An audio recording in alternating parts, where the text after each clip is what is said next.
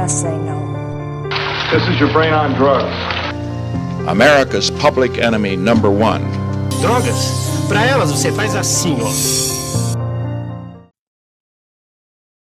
Olá, eu me chamo Vinícius de Almeida, eu sou graduado em Direito pela Unesp de Franca, eu também sou mestre em Criminologia pela USP, pela Faculdade de Direito, e atualmente sou assistente jurídico no TJ aqui de São Paulo. A convite do CPEC, eu estou aqui para a gente trocar uma ideia sobre a história da proibição do álcool nos Estados Unidos, que é, em alguma medida, o tema da minha pesquisa de mestrado. Eu acho que para a gente começar essa conversa, é interessante usar como ponto de partida um texto do Antônio Gramsci chamado Americanismo e Fordismo, né, que está dentro dos cadernos do cárcere ali. Bom, nesse texto, o Gramsci ele contesta a ideia de que o processo de criminalização do álcool nos Estados Unidos tenha sido uma questão puramente ou primordialmente moral, né, de uma questão de uma moralidade protestante, puritana, que estava sendo imposta ao conjunto da população. Para o Gramsci, a questão central desse processo de criminalização é uma questão econômica, né?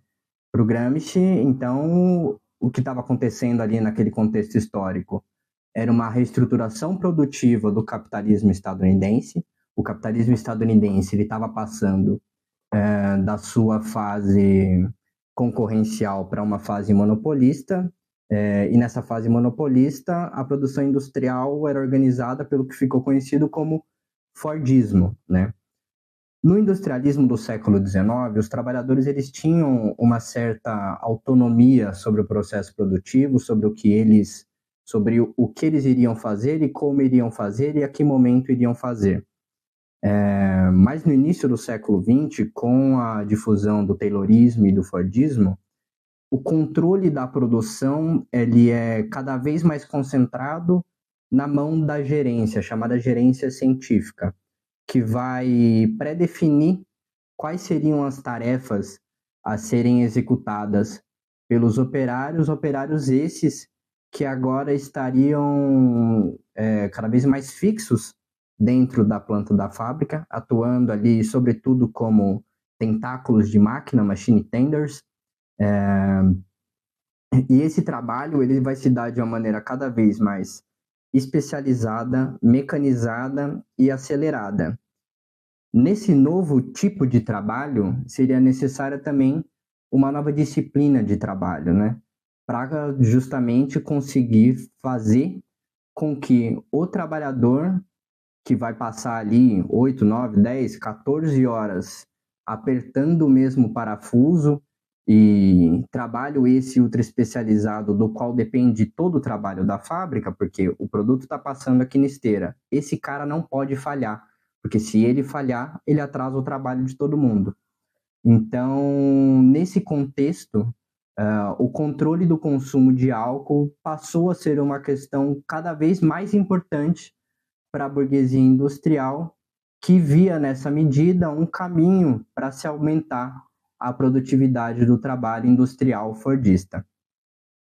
Mas vejam, o Gramsci ele vai escrever esse texto no final dos anos 20, começo dos anos 30, quando ainda não havia sido revogada a lei seca, então ele estava escrevendo a quente ali a história, e também ele está escrevendo isso de dentro do cárcere, né? Ele estava preso pelo regime fascista italiano. De tal modo que, na minha pesquisa, eu achei interessante aprofundar essa ideia do Gramsci a partir de alguns autores posteriores que puderam, né, que tiveram condições de fazer uma pesquisa de maior fôlego sobre o tema. Então, por exemplo, eu trabalho com um autor chamado Joseph Gusfield, que num livro chamado Symbolic Crusade,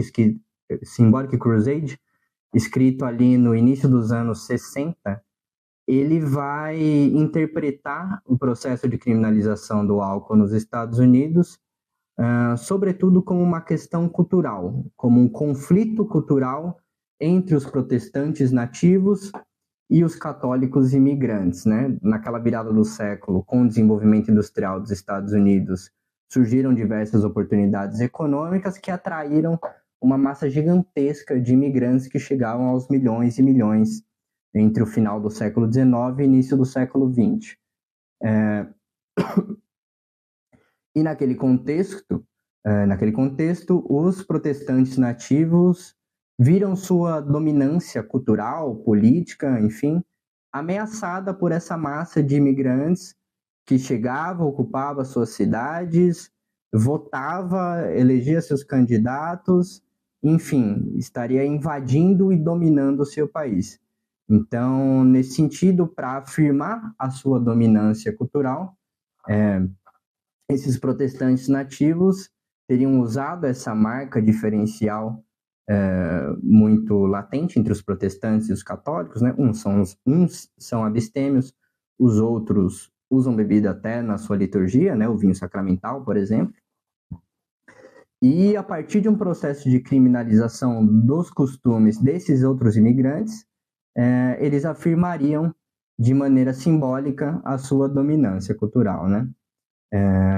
Um outro autor bastante importante é um cara chamado Andrew Sinclair, que escreve na mesma época, ali no início dos anos 60, um livro chamado A Era do Excesso.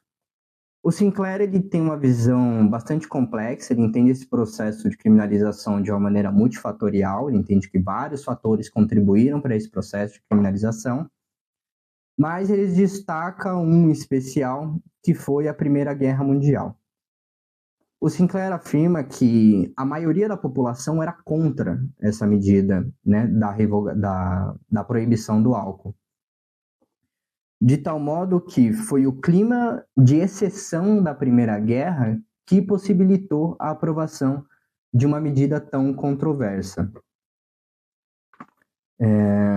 Um outro autor que eu trabalho também no meu mestrado é um cara chamado James Timberlake, que escreve um livro ali também no mesmo período, início dos anos 60, um livro chamado Prohibition and the Progressive Movement. O movimento progressivo, ele foi um movimento constituído principalmente pelas classes médias nativas, que viam ali na virada do século um grande problema causado pelo industrialismo moderno, né? Como dito, houve um grande desenvolvimento econômico naquele período, um grande influxo imigratório no contexto, e isso de fato causou uma grande desorganização social e também uma tensão social, principalmente entre a classe dominante e aquelas massas empobrecidas que estavam chegando ali para aceitar qualquer emprego e que se viam vivendo em condições horrorosas, tenebrosas, né? Para aliviar, para resolver essa questão da desorganização social e da tensão política que estava posta naquele período, esses reformadores do movimento progressivo propunham um aumento do tamanho do Estado, né? Eles assumem a possibilidade de se ter um Estado, especialmente um governo federal, cada vez mais interventor, que seria comandado por uma tecnocracia desinteressada e que faria as reformas necessárias para que a democracia liberal estadunidense se visse salva da ameaça tanto da plutocracia, daquela burguesia industrial que estava se consolidando ali nos grandes monopólios, quanto da ameaça da esquerda radical que estava crescendo, que estava se organizando naquele período nos Estados Unidos, né? Então, para o Timberlake, a proibição ela é mais uma das muitas reformas progressivas. Pense que naquela época a proibição do álcool ela é a 18ª emenda à Constituição. No mesmo período, ali nos anos 10, tinham sido aprovadas a 16ª emenda, que era a instituição do Imposto de Renda Federal e que serviu para financiar esse novo grande Estado interventor, organizador, planejador. A 17ª emenda à Constituição, que foi a instituição da eleição direta para senador, que até então os senadores não eram eleitos por voto popular. Veio a proibição do álcool na 18ª e logo depois também veio a 19ª, que instituiu o sufrágio feminino. Então, para o Timberlake, a proibição foi uma questão política, mais uma das muitas conquistas do movimento progressivo, né? Tem um outro cara que aprofunda a hipótese do Gramsci, que é o John Ramberger. Ele escreve, já no final dos anos 80, um livro chamado Profits, Power and Prohibition, e ele entende o processo de criminalização do álcool estritamente como uma questão econômica, né? De fato, o Fordismo ali demandou uma nova disciplina de trabalho. Os industriais da época tentaram resolver esse problema da disciplina do trabalho e do consumo exagerado de álcool que prejudicava a produtividade industrial. Numa primeira tentativa, fazendo esforços privados, locais, aliados tanto com os poderes municipais, locais, quanto com as igrejas protestantes ali que estavam próximas às suas instalações, né, aos seus negócios. Mas esses esforços privados, administrativos, eles fracassaram e em meados dos anos 10, o consumo de álcool ele bate recordes históricos nos Estados Unidos. Nesse momento, para o Ramberger, a burguesia entende que não vai ter jeito, terá que ser instituída uma proibição pelo Estado e a nível nacional, porque sem isso o desenvolvimento do capitalismo estadunidense estaria ameaçado. Mas é evidente que uma medida tão controversa quanto essa, ela precisa ter o mínimo de apoio popular, né? Ela precisa ter o mínimo de sustentação política de massa, né? E nesse sentido, de fato, existiram várias organizações que foram muito importantes para a aprovação da 18ª emenda. Eu destaco aqui 3 delas, né, que surgiram ali pós-guerra civil, que é quando ganha força o movimento proibicionista. A primeira delas é o Prohibition Party, né, o Partido da Proibição, que é um partido político que existe até hoje. Ele é fundado em 1869, mas como partido político, apesar de ter a proibição ali como a sua grande pauta, ele também estava pautando várias outras questões, né? Ele tinha uma plataforma política mais ampla. Então, eles militavam pela instituição do imposto de renda, pela instituição do sufrágio feminino, pela regulação das tarifas ferroviárias, pela eleição direta do Senado, pela instituição de educação pública e gratuita, e eles estavam bastante vinculados ao que era chamado de populismo agrário, né? Era um movimento político constituído ali, sobretudo, pela classe média, pelos pequenos empreendedores do campo, das zonas rurais dos Estados Unidos, e eram pessoas que se viam oprimidas pelas máquinas políticas e financeiras institucionais do leste, né, das grandes metrópoles dos Estados Unidos, dos verdadeiros donos do poder na América. Uma outra organização muito importante é a Women's Christian Temperance Union, a WCTU. Ela é um movimento de mulheres fundado em 1873, e também elas tinham uma plataforma política mais ampla, né? Elas pautavam os direitos das mulheres, o combate à prostituição, a reforma prisional, direitos trabalhistas, a implementação do jardim de infância, não só o anti-alcoolismo, como também o anti-tabagismo. Mas a organização mais importante, né, que teve uma atuação mais efetiva na proibição do álcool nos Estados Unidos é a Anti-Saloon League, né, a ASL. Ela é fundada em 1893 e, diferente dessas outras organizações, né, o Partido da Proibição e a WCTU, a Liga Anti-Saloon, ela tinha uma plataforma pautada pela questão única da proibição. Essa era a única pauta política da Liga Anti-Saloon.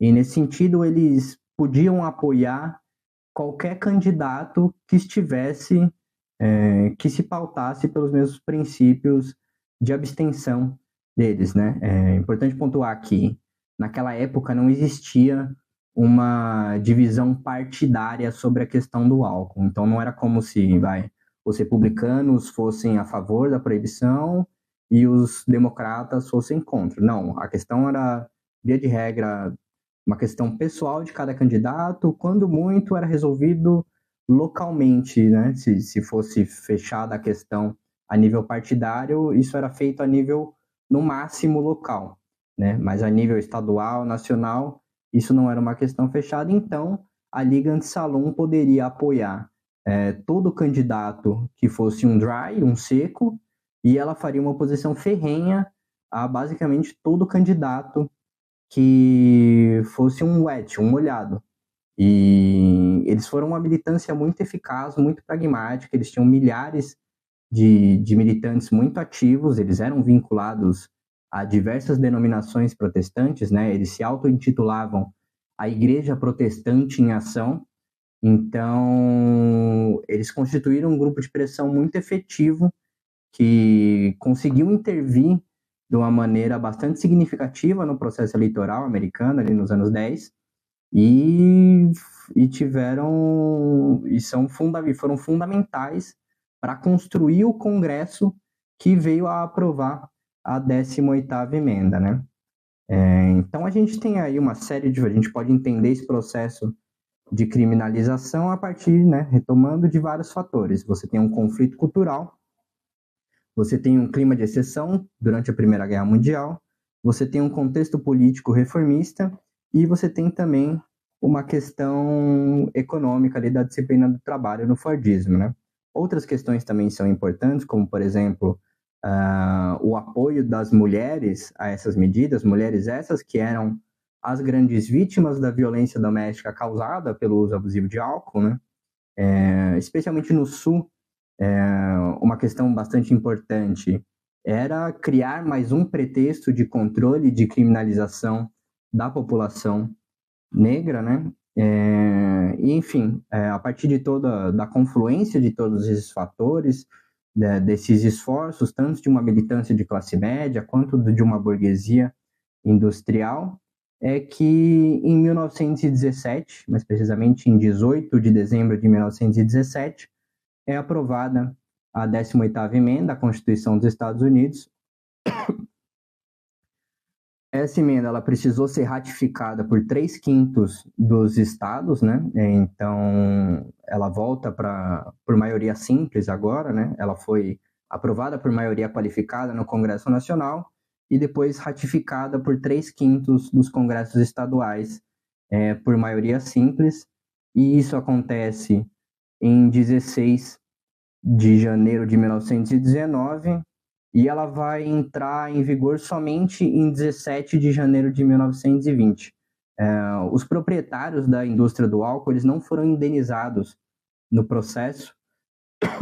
A única concessão que o Congresso fez naquele momento, né, para tentar mitigar os danos, os prejuízos sofridos, foi dar 1 ano de vacância para que eles pudessem reorganizar os seus negócios, ali vender as suas propriedades, enfim, redirecionar os investimentos que eles tinham feito, que em grande medida eles estavam perdendo naquele momento, contra uma tradição liberal dos Estados Unidos de não intervenção na propriedade privada, né?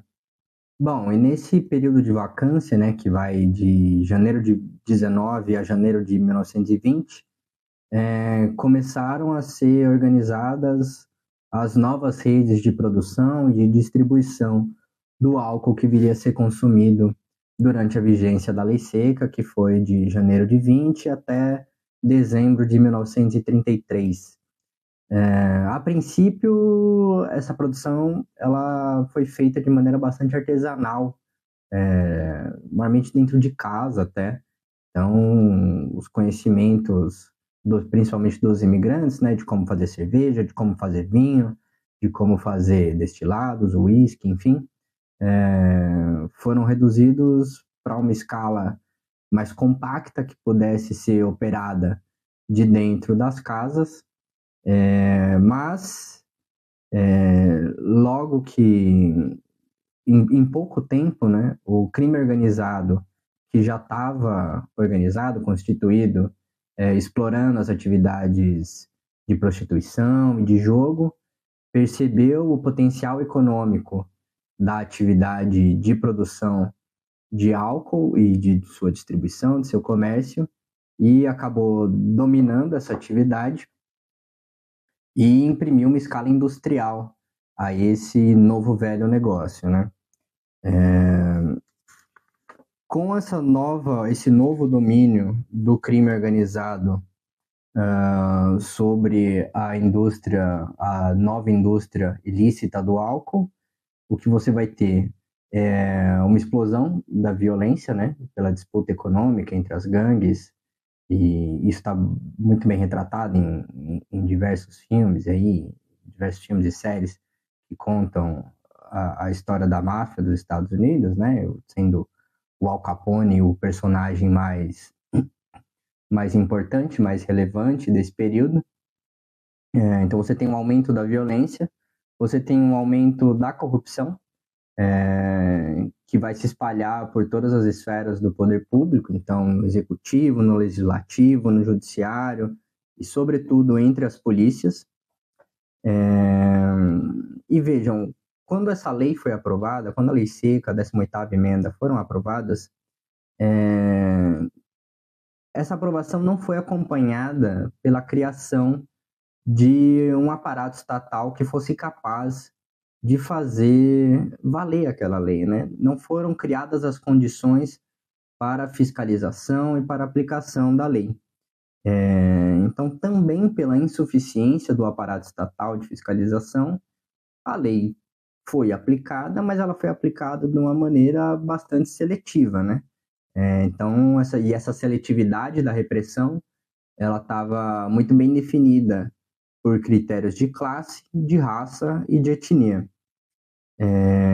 E vejam, tendo que lidar com essa insuficiência de recursos financeiros e humanos, o poder público ele concordou, ele anuiu com a ideia de constituição de milícias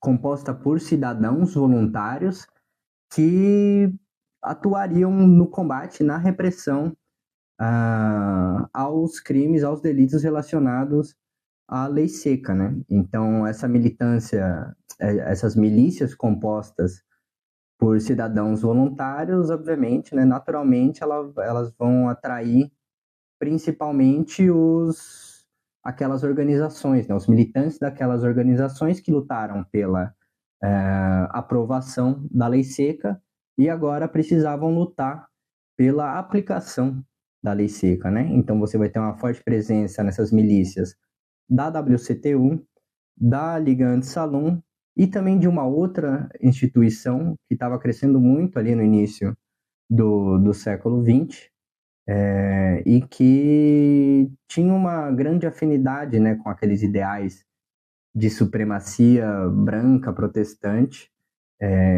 de que esse grupo deveria dominar e controlar e governar os Estados Unidos, que era a Ku Klux Klan, né? A Ku Klux Klan vai ter um papel fundamental em algumas das campanhas repressivas da lei seca, especialmente no Sul, e isso futuramente vai ajudar a minar a legitimidade da lei seca, especialmente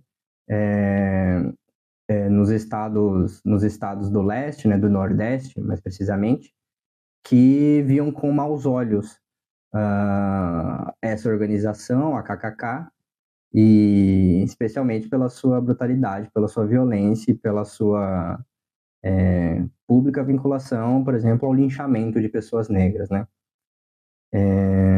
E vejam,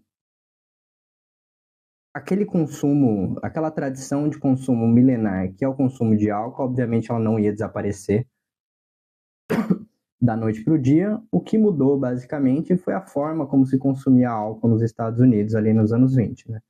Se antes você tinha o saloon, que era o grande modelo de bar americano, né? Que ficava de porta aberta para a rua, aquela porta basculante, né, que a gente vê em filme de faroeste, e que comercializava e funcionava, inclusive aos domingos, nos feriados, enfim. Agora você vai ter um consumo que vai ser transferido para o âmbito privado das casas das pessoas, que davam seu jeito de comprar o álcool, levavam para casa e consumiam lá mesmo, e para um consumo coletivo surge uma nova instituição, que é o speakeasy, né? Numa tradução livre, o fala baixinho. Então, por exemplo, era muito comum você ter uma fachada desse tipo de estabelecimento, com a porta fechada, uma placa de aluga-se para indicar que ele estava vazio, mas se você entrasse pelos fundos e descesse para um porão, você tinha lá um bar funcionando a pleno vapor e repleto de gente, inclusive de autoridades públicas, né? Bem, então, nesse contexto, cada vez mais, né, a lei seca foi perdendo legitimidade, em princípio, muito por uma transformação comportamental que ocorreu ali na década de 20, né? A população estava se tornando cada vez mais secular, urbanizada, então esse tipo de controle de costumes que era mais típico, mais ligado às zonas rurais, às regiões mais conservadoras, já não tinha mais tanto cabimento.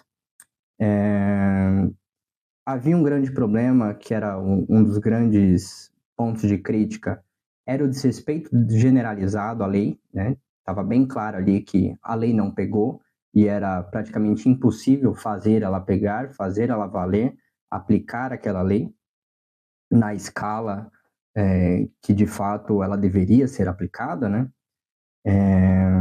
Outro ponto muito crítico foi o aumento da violência, né? A explosão da violência e o aumento do poder do crime organizado que essa nova lei, essa lei seca gerou.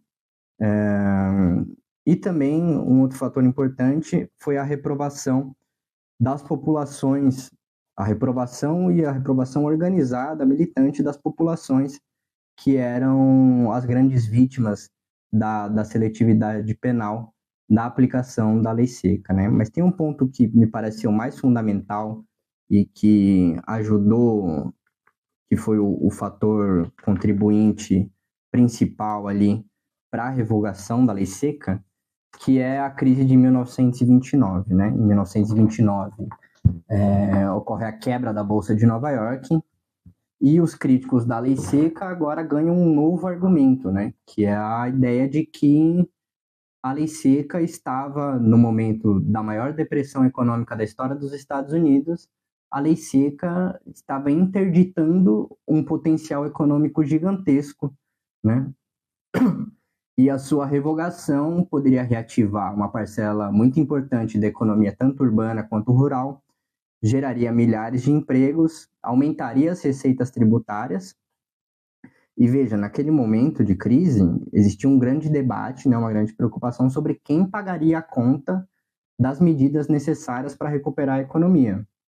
E nesse momento, a revogação da lei seca passa a ser apoiada por membros da alta burguesia que lá no final dos anos 1910 apoiaram a aprovação da lei seca, né? Dois exemplos são o Rockefeller, que era um magnata do petróleo, e o Dupont, que era um magnata da indústria química. Ambos apoiaram a proibição e depois vão apoiar a revogação da lei seca. Essa mudança de posição política de parte da alta burguesia vem exatamente pelo receio de que a conta da recuperação econômica sobrasse para eles em forma de imposto de renda. Então, você reativando a indústria do álcool, você, por um lado, daria uma aliviada na tensão entre as classes, né?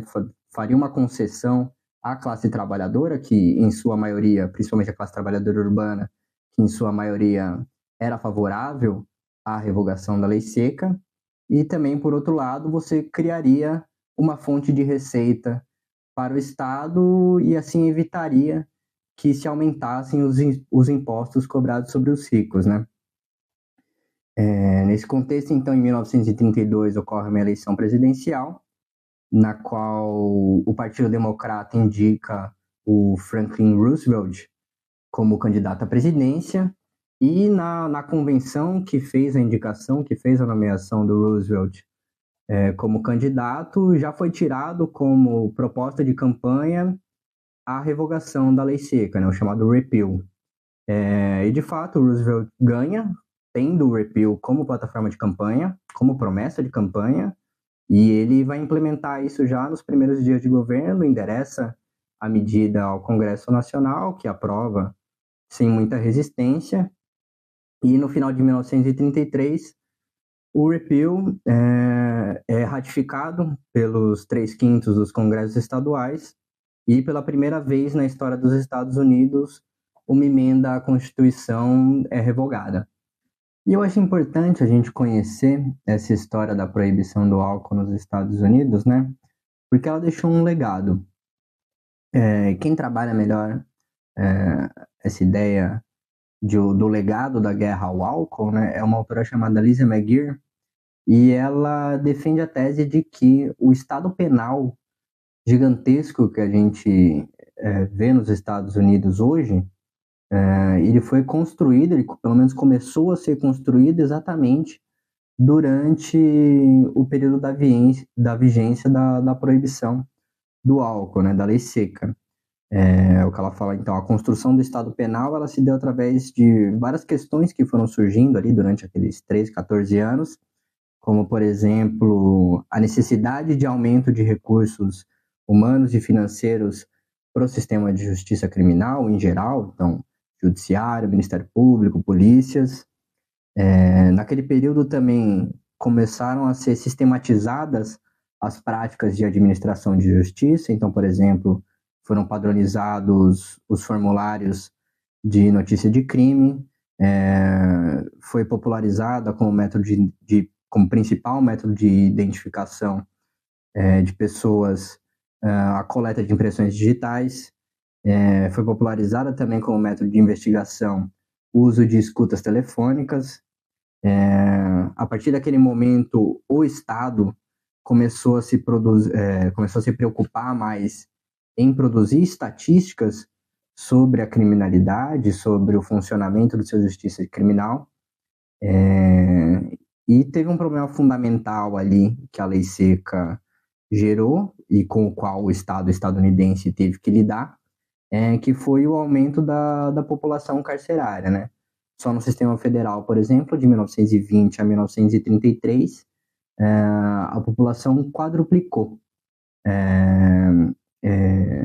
O Henrique Carneiro fala que cerca de 500 mil de pessoas chegaram a ser processadas por delitos relacionados à lei seca, né? E tendo esse problema na mesa, o Estado teve que tomar medidas que são adotadas até hoje, basicamente, né? Então, por exemplo, foi instituído e popularizado o parole, que é a liberdade condicional deles. A mesma coisa com o plea bargaining, que é o instituto de negociação entre acusado e Ministério Público de lá. E também é nessa época que se expande de maneira muito significativa o sistema penitenciário, né? É nesse período que começam a ser construídas mais e mais prisões para tentar dar conta daquela criminalização massiva que estava ocorrendo em função da lei seca. Mas acho que o ponto mais importante que ela traz é que durante esse período de vigência da lei seca, né, se consolidou uma burocracia, diversos grupos políticos e movimentos de massa que lutavam pela proibição e que encampavam a proibição e que, de repente, após o repeal, se viram órfãos. Só que quando a gente para pensar e ver o que aconteceu depois do repeal, esse estado penal ele não diminuiu, ele não recrudesceu, pelo contrário, ele continuou em franca expansão.